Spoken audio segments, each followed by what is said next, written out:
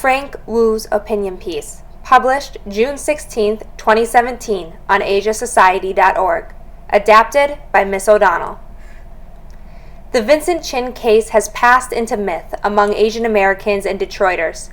The smiling Chin, innocent in his high school photograph, became an iconic image through its repeated use on homemade flyers and in the mainstream media alike. There was no harder place to have an Asian face back then, looking like the enemy in a motor city racked by recession.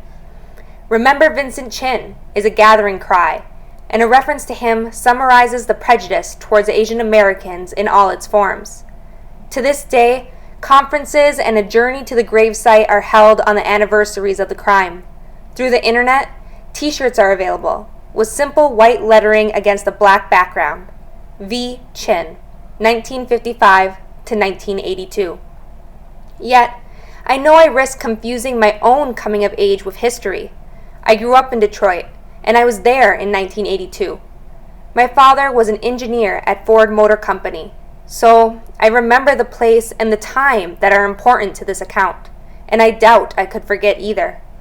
Although I did not know Vincent Chin, I can identify with him. The Vincent Chin case changed my life.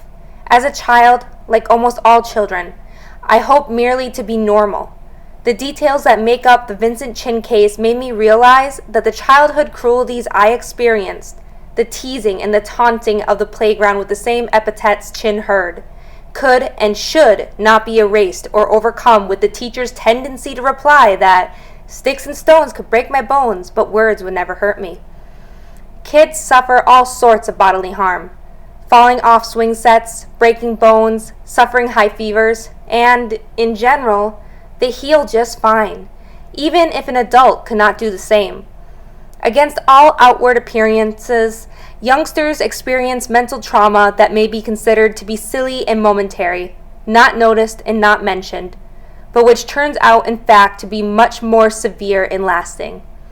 The risk of physical attack arises from verbal abuse. A beating comes from slurs often enough. The attacks differ in degree, but not kind. Race is complex. Nobody desires to declare himself a victim either. To be pitied is to be powerless. It remains by no means easy for Asian immigrants and their American-born children, most of whom tried to identify with the dominant majority and few of whom wanted to stand up and speak out, to organize themselves into a cause.